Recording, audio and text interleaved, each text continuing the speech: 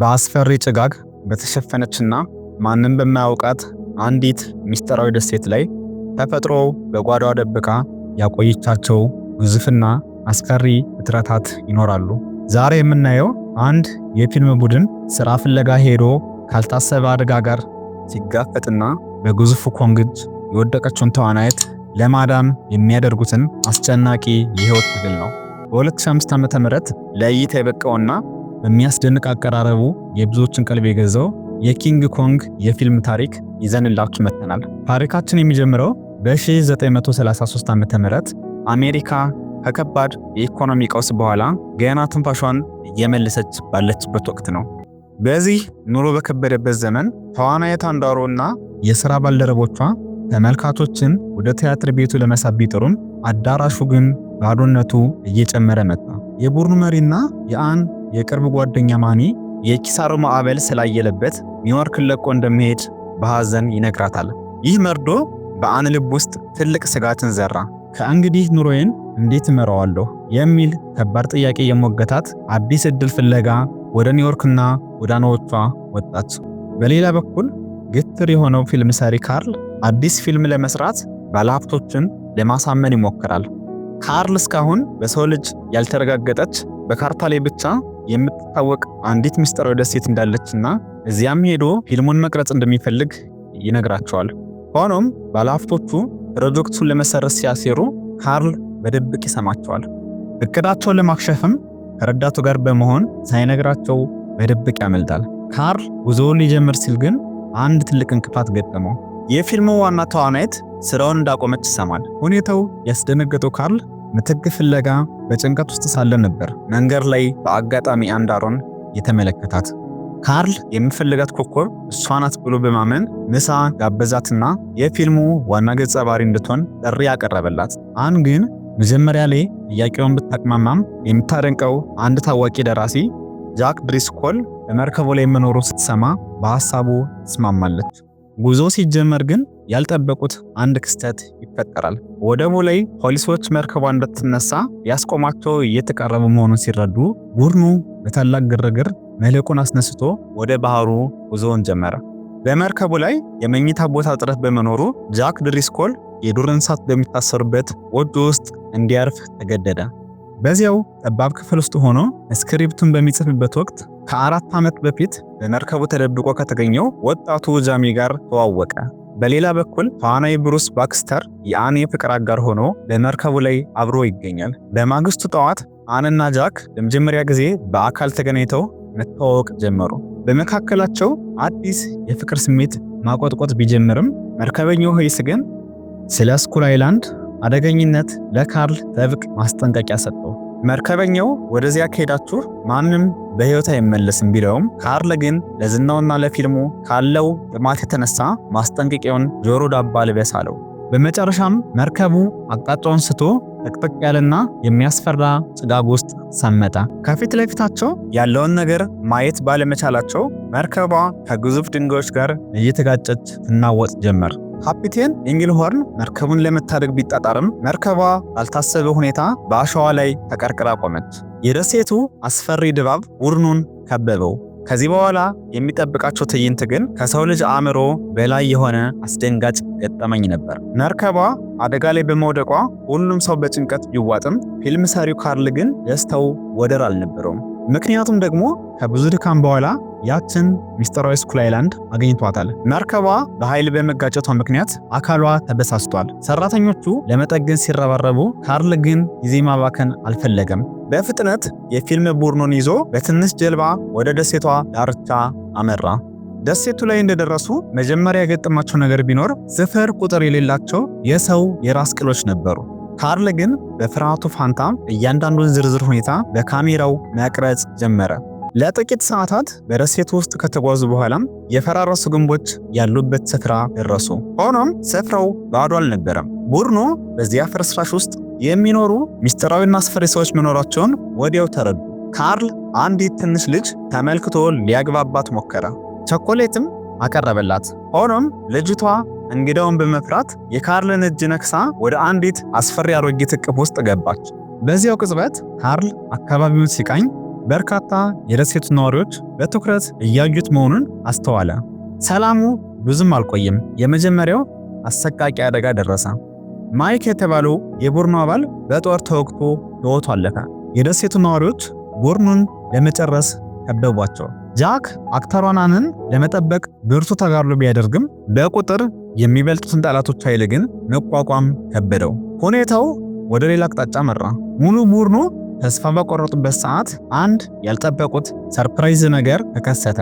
የመርከቡ ካፕቴን ኤንግልሆርንና ሰራተኞቹ በጦር መሳሪያ ታግዘው በቦታው ላይ ይደርሳሉ። ሆኖም በከባድ የተኩስ ድምፅ ጠላቶቻቸውን ካባረሩ በኋላ የተረፉትን ይዘው ወደ መርከቡ ተመለሱ። መርከቧን በድጋሚ ለማንቀሳቀስም በመርከቡ ላይ ያሉትን ትርፍ ነገሮች ወደ ባህሩ መጣል ጀመሩ። ነገር ግን የደሴቱ ነዋሪዎች ሌላ ክፉ ዕቅድ ነበራቸው። ለመስዋዕትነት የሚሆናቸውን ሰው ለመጥለፍ በድብቅ መርከቧ ላይ ወጡ። ጃክ በመርከቡ ወለል ላይ ከራስ ቅል የተሰራ እንግዳ ነገር ሲያገኝ መርከቧ መወረሯን ወዲያው ተረዳ። ለፍቅረኛው አን በመስጋት ወደ ክፍሏ ቢሮጥም ክፍሉ ግን ባዶ ነበር። አን በጭራቆቹ ትወስዳለች። መርከቧ ከቆመችበት ስትላቀቅ ጃክ መርዶን ለሁሉም አረዳ።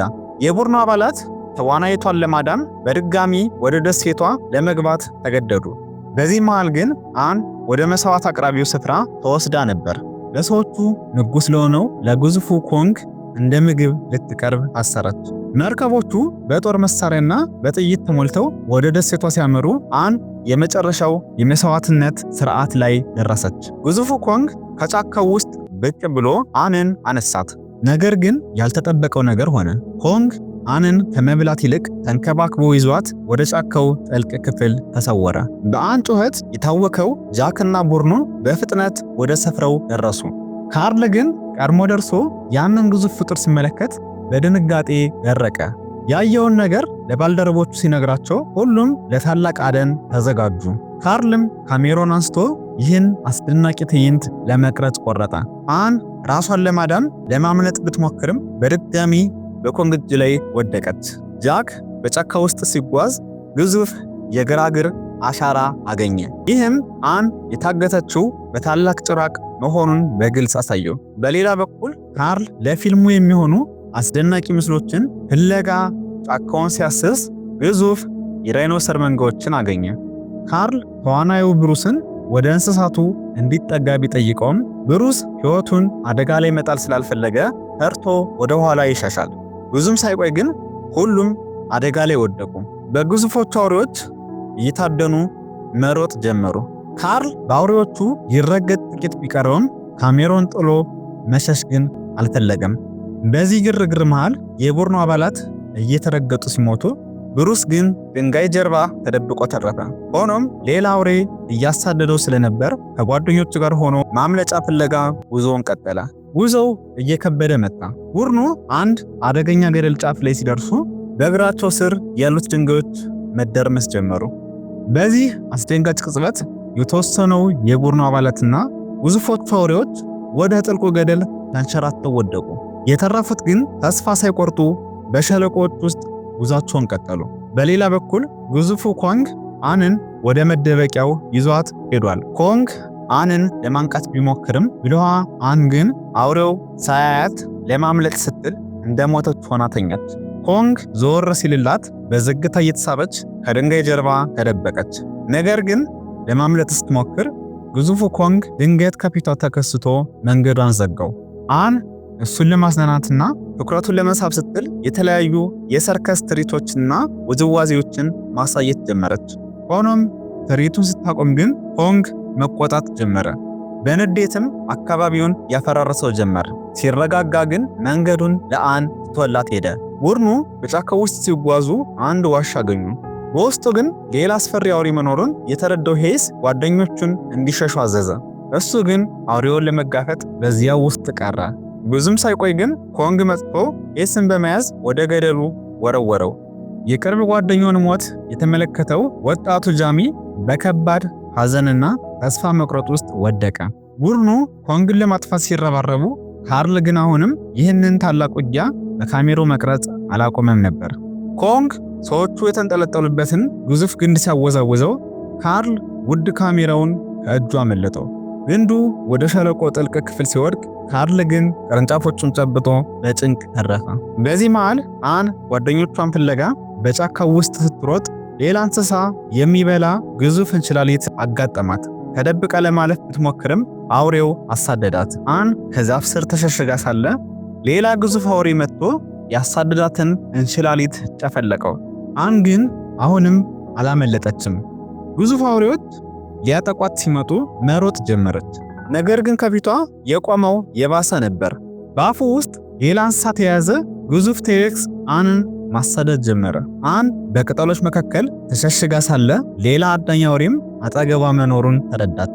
በድንጋጤም እንጨቱን ለቃ ወደቀች። ሊበሏት ጥቂት ሲቀራቸው ግን ሆንግ በድንገት ደርሶ ዳይኖሰሩን ይመታዋል። ውጊያው ቀላል ሊሆን ሲል ግን ሌላው ሁለተኛ ቴሬክስ መጥቶ የኮንግን እጅ ይነክሰዋል። ከዚያም ሶስተኛው ጠላት ከበስተጀርባ መጣ። አንን ለማዳን ሲል ከሶስቱም ጋር ተናነቀ። በዚህ አስፈሪ ፍልሚያ መሃል ሁሉም ወደ ገደል ወደቁ። አን በዛፎቹ ስር ላይ ተንጠልጥላ ሳለ ዳይኖሰሮቹ አሁንም ሊበሏት ይሞክሩ ነበር። ኮንግ ግን አሁንም ወደ ላይ እየተሳበ መጥቶ አንን ከአደጋው አዳናት። አን በአውሬው ጥፍር ውስጥ በወደቀችበት ቅጽበት የዛፉ ስሮች ተበጣጥሰው ሁሉም ወደ መሬት ላይ ወደቁ። ኮንግ ጥንካሬውን ተጠቅሞ የመጨረሻውን አውሬ መንጋጋውን በመቅደድ ገደለው። ኮንግ ድሉን በታላቅ ጩኸት አበሰረ። የስኩል አይላንድ ንጉስ መሆኑንም በድጋሚ አረጋገጠ። አን አሁን ደህንነቷ የተጠበቀ ቢሆንም ኮንግን ትታ ከመሄድ ይልቅ ግን አብረው ለመሆን ወሰነች። በደሴቱ ሌላኛው ወገን ግን ጃክ ከደረሰበት አደጋ ነቅቶ በህይወት የተረፉትን ጥቂት ጓደኞቹን መርዳት ጀመረ።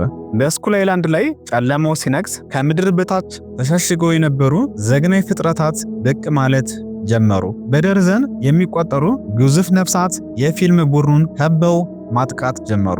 በዚህ አሰቃቂ ፍልሚያ መሃል ሎምብ የተባለ መርከበኛ ጭንቅላቱን በእነዚህ አስጸያፊ ትሎች ተበልቶ ሕይወቱ አለፈ። ወጣቱ ጃሚ ጓደኞቹን ለማዳን ተስፋ በቆረጠ ስሜት ጥይቱን በነፍሳቱ ላይ ቢያዘንብም እርሱ የገደላቸውን ያህል አዲስና ይበልጥ አስፈሪ የሆኑ አውሬዎች ከየአቅጣጫው መፍለቃቸውን አላቆሙም ነበር። ሶስቱ ጓደኛሞች የሞት ጥላ ካጠላባቸው በኋላ ካፒቴን ኢንግልሆርን እና ሌሎች መርከበኞች በወቅቱ ደርሰው ነፍሳቱን በከባድ መሳሪያ በመደብደብ ከሞት አፋፍ መለሷቸው። በዚህ እብድ ጉዞ ላይ በርካታ ጓደኞቻቸውን በማጣታቸው ሁሉም ወደ መርከቡ ተመልሰው ወደ ቤታቸው ለመሄድ ወሰኑ። ጃክ ግን ፍቅረኛውን አንን በዚያ ጭራቅ እጅ ጥሎ ለመሄድ ሕሊናው አልፈቀደለትም። ብቻውን ቢሆንም ጉዞውን ለመቀጠል ቆረጠ። ካርል አሁንም ከስህተቱ አልተማረም ነበር። ካፕቴኑን በማሳመን በመርከቡ ላይ ያለውን ማደንዘዣ ተጠቅሞ ኮንግን በሕይወቱ ይዞ ወደ ኒውዮርክ ለመውሰድ አደገኛ ሴራ ወጣ። ጃክ ግን የካርልን እቅድ ሳይረዳ ሆንግ ወደሚኖርበት ተራራማ ዋሻ በድብቅ አመራ። ጃክ ሆንግና አን በሰላም ተኝተው አገኛቸው። አን ሆንግ ሳይነቃባት ከግዙፍ እጆቹ መካከል በዝግታ ለማምለጥ ስትሞክር፣ ሆንግ ግን በድንገት ነክቶ ጃክን ማጥቃት ጀመረ። በዚህ ግርግር መሃል በዋሻ ውስጥ ተጠልለው የነበሩ ግዙፍ የሌሊት ወፎች ተደናግጠው ሆንግን መውረር ጀመሩ። ጃክና አን ይህንን አጋጣሚ በመጠቀም በወይን ግንድ ተጠልለው ከገደሉ ላይ ማውረድ ጀመሩ። ሆንግ ግን ግንዱን ወደ ላይ እየሳበ ሊይዛቸው ሲል ጃክ ከአንዱ የሌሊት ወፍ ጋር ተንጠልጥሎ በአየር ላይ በመብረር በሚያስደንቅ ሁኔታ ከገደል ላይ ያመለጡ። ሆንግ ውድ ሀብቱን አንን በማጣቱ ክፉኛ ተቆጥቶ በጫካው ውስጥ እያሳደዳቸው ሄደ። ጥንዶቹ ቡድኑ ወዳለበት የባህር ዳርቻ ሲደርሱ ጃክ ካርልን የድልድዩ መሸጋገሪያ እንዲያወርድለት ቢጮህም ካርል ግን ሆንግ እስኪደርስ መጠበቅ ጀመረ። ነገር ግን ረዳቱ ፕሪስተን የካርል ጭካኔን የተሞላበት ትዕዛዝ ባለመቀበል ድልድዩን የሚይዘውን ገመድ ቆረጠው። በዚህም ጃክና አን ወደ ቡድኑ ተቀላቀሉ። ይሁን እንጂ አን በካርልና በቡድኑ የታቀደውን አደገኛ ወጥመድ ስትረዳ ክፉኛ ደነገጠች። ሆንግ አንን ለመውሰድ ሲመጣ አስቀድሞ በተዘጋጀ መረብና ወጥመድ ተያዘ። ጃክና አን ጓደኞቻቸውን ለማስቆም ቢሞክሩም ሁኔታው ግን አልተሳካላቸውም። ጃክ ሁኔታው ከአቅማቸው በላይ መሆኑን ሲረዳ አንን እየጎተተ ወደ መርከቡ ላይ አመራ። ሆንግ አንን ያለ ፍላጎቷ እየወሰዱበት እንደሆነ በማሰቡ ያለውን ኃይል ሁሉ ተጠቅሞ መረቡን በጣጠሰውና ወደ ባህር ዳርቻው አሳደዳቸው። ካፒቴን ኢንግልሆርን የባህር አደን ጦር ወረወረበት። ካርልም ማደንዘዣውን ኮንግ ፊት ላይ በመስበር ጣለው። አን ጓደኛዋ ኮንግ መሬት ላይ ሲወድቅ እያየች በከባድ ሐዘን ተሰበረች። ከሳምንታት በኋላም በኒውዮርክ ብሮድዌይ ኪንግ ኮንግ የዓለማችን 8ኛ ድንቅ የሚል ታላቅ ማስታወቂያ ተለጠፈ። ይህንን ግዙፍ ኮንግ ለማየት በሺዎች የሚቆጠሩ ሰዎች ተሰበሰቡ። ካርል በመጨረሻም በሚሊዮን የሚቆጠር ዶላር ያስገኘለትን ስኬታማ ፕሮጀክት ማሳካት ቻለ። ጃክም በታዳሚው መካከል ሆኖ ጓደኛውን ለማክበር መጥቷል። ነገር ግን አንን ሲያስብ ሐዘን ተሰማው። አን በደሴቱ ላይ በደረሰው ነገር ሁሉ ጃክን ይቅር ማለት ስላልቻለች ከዚያን ጊዜ ጀምሮ ግንኙነታቸውን አቋርጣ ነበር። ካርል ወደ መድረክ ወጥቶ በአደገኛው ጉዞ ላይ አብረውት የነበሩና ሕይወታቸው ያለፈውን 17 ጓደኞቹን ለማክበር ትርኢቱ እንዲጀመር ተናገረ። መጋረጃው ሲከፈት ኮንግ በከባድ ሰንሰለት ታስሮ በመድረኩ ላይ ቆሟል። ያ በደሴቱ ላይ ንጉሥ የነበረው ግዙፍ አውሬ አሁን ተስፋ ቆርጦና ክንፉ ተሰብሮ የካርል መጫወቻ ሆኗል። ቀጥሎም ካርል ተዋናይ ብሩስን አንን ከጭራቆች ያዳናት ጀግና በማለት ለታዳሚው አስተዋወቀው። ትርኢቱም አን ለኮንግ እንደ መስዋዕት ስትቀርብ በሚያሳይ የዳንስ ትርኢት ቀጠለ። ኮንግ ግን ታስሮም ቢሆን አይኑ አንን ይፈልግ ነበር። ትርኢቱ ተጀመረ። ነገር ግን በመድረክ ላይ ያለችው ሴት እውነተኛው አን እንዳልሆነች ጃክ ወዲያው ተረዳ። ክሪስተንም የተሰጣትን ገንዘብ ሁሉ ንቃ ትርኢቱን ላለመስራት መወሰኗን ነገረው። ኮንግም በመድረኩ ላይ ያለችው ሴት ጓደኛው አን እንዳልሆነች ሲያውቅ በንዴት ታወከ። እውነተኛው አን በዚህ ሰዓት በሌላ መጠነኛ ቲያትር ቤት ለኑሮዋ ስትል ስራዋን እየሰራች ነበር። ፎቶግራፍ አንሺዎቹ ወደ መድረኩ ገብተው ካሜራቸውን ሲያበሩ ኮንግ ይበልጥ ተበሳጨ። ያለውን ኃይል ሁሉ ተጠቅሞ ሰንሰለቱን ለመበጣጠስ ታገለ። ታዳሚው ይህ ሁሉ የትርኢቱ አካል መስሏቸው ቢደነቁም ብዙም ሳይቆዩ ግን ሁኔታው ከቁጥጥር ውጭ መሆኑን ተረድተው በጭንቀት መሸሽ ጀመሩ። ኮንግ ሰንሰለቱን በጣጥሶ እንደወጣ አንን መስላ የቀረበችውን ተዋናይት ወርውሮ ጣላት። በግርግሩ መሃል ጃክን ያየው ኮንግ በኃይል ያሳድደው ጀመር። ወደ ከተማው ጎዳና የወጣው ግዙፍ ኮንግ ያገኘውን ሁሉ ማፈራረስና ተሽከርካሪዎቹን ማጥቃት ጀመረ። አንን ፍለጋ እያንዳንዱን ፀጉረ ወርቃማ ሴት እየያዘ ይመረምር ነበር። አንም በከተማው ውስጥ እየሆነ ያለውን ስትሰማ ወደ ትርኢቱ ቦታ መጣች። ጃክም ኮንግን ከከተማ ለማስወጣት መኪናውን እንደ ማጥመጃ ተጠቀመበት። ኮንግ ጃክን እያሰደደ ከደረሰበት በኋላ በአንድ ምት ጃክ ራሱን ስትወደቀ። ነገር ግን አን ወደሱ ስትቃረብ ኮንግ ወዲያውኑ ተረጋጋ። አንን በእጆቹ ይዞ በሰው አልባው የኒውዮርክ ጎዳና በዝግታ እየተጓዘ በረዶ ወዳለበት ሐይቅ ደረሰ። በዚያ ቅጽበት በጨረቃ ብርሃን ስር አንና አውሬው አብረው በደስታ መጫወት ጀመሩ። ሆኖም ይህ ሰላም ብዙም አልቆየም። በድንገት የጥይት ናዳ በኮንግ ላይ መዝነብ ጀመረ። ኮንግ ከአጥቂዎቹ ለማምለጥ አንን ይዟት በከተማው ህንፃዎች እየተሳበ መውጣት ጀመረ። በመጨረሻም በከተማው ግዙፍ ኤምፓየር ስቴት ህንፃ ጫፍ ላይ ደረሰ። እዚያም ከሚወዳት ሴት ጋር ለጥቂት ጊዜያት ሰላምን አገኘ። ሆኖም ወታደራዊ አውሮፕላኖች መተው ጥቃት መሰንዘር ጀመሩ። ኮንግ አንን ከአደጋው ለመጠበቅ ወደ ህንፃው ጫፍ ወጣ። አን ግን እሱን ጥላ ለመሄድ ስላልፈለገች ተከተለችው። ኮንግ ምንም እንኳን ብዙ ጥይቶች ቢረግፉበትም አንን ለመከላከልና አውሮፕላኖችን በመምታት እስከ መጨረሻው ተጋደለ። ጃክም አንን ለማዳን ጠባቂዎችን ደብድቦ ወደ ህንፃው ጫፍ ወጣ። አን ኮንግ ጋር ለመድረስ ደረጃውን ስትወጣ ተንሸራታ ልትወድቅ ስትል ኮንግ አድኖ ህንፃው ውስጥ በሰላም አስገባት። ጥቃቱ ሲበረታ ግን ኮንግ መትረፍ እንደማይችል ተረዳ። አን አውሮፕላን አብራሪዎቹ ላይ በመጮህ ጥቃቱን እንዲያቆሙ ብትለምንም ቀድሞውኑ ጊዜው አልፎ ነበር። ኮንግ ክፉኛ ቆስሏል። ኮንግ የሚወዳትን አንን በመጨረሻ እይታ ተሰናብቶ ትግሉን አቆምና ከህንፃው ጫፍ ላይ ወደ ታች ወደቀ። ከደቂቃዎች በኋላም የከተማው ነዋሪ በሙሉ በኮንግ አስክሬን ዙሪያ ተሰበሰቡ። ሁሉም ከግዙፉ ኮንግ ጎን ቆመው ፎቶ ለመነሳት ይሽቀዳደማሉ። ይህንን አሳዛኝ ፍጻሜ የተመለከተው ካርል ኮንግን የገደሉት አውሮፕላኖቹ አይደሉም፣ የገደለው ለሴቷ ያለው ፍቅር ነው ሲል ታሪኩን አጠቃለለ። እኛም የፊልም ቅኝታችን እዚህ ጋር በቃን። ሳምንት በሌላ የፊልም ቅኝት እስከምንገናኝ መልካም ሳምንት።